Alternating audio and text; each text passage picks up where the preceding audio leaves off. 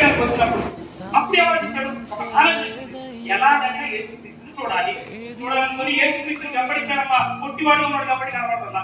కానీ యేసుక్రీస్తు వారు ఆయన ఉన్న ఎక్కడెక్కడమ్మా నేడు చెట్లు ఎక్కాడు. నేడు చెట్లు ఎక్కిన తర్వాత యేసుక్రీస్తు వారు చుట్టుపక్కల ఉన్న వాళ్ళందరూ చూడకుండా ఎక్కడ చూశాడు? ఎక్కయ్యా ఒక్కసారి దిగిరయ్యా, నీ ఇంటికి నేను రావాల్సి ఉంది. ఎక్కయ్య చేసిన పని ఏంటంటే తన దాహాన్ని వదిలిపెట్టి యేసుక్రీస్తుని వెంబడించాడమ్మా. చూసారా? తన దాహాన్ని అప్పటి వరకు తన దాహంలో ఉన్నాడు.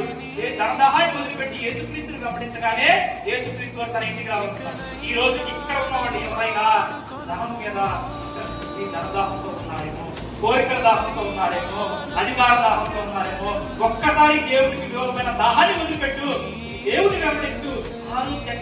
ఎలాగైతే రక్షణ వస్తున్నారు. ఎందుకంటే ఎక్కయ్య నీ ఇంటికి రక్షణ వచ్చి ఉన్నది, నేటి నుంచి నువ్వు అబ్రహాము కుమారుడు. ఆ ధనాన్ని వదిలిపెట్టి దేవుడిని వెంబడించినందుకు ఆయన ఇంటికే రక్షణ ఇచ్చాడు.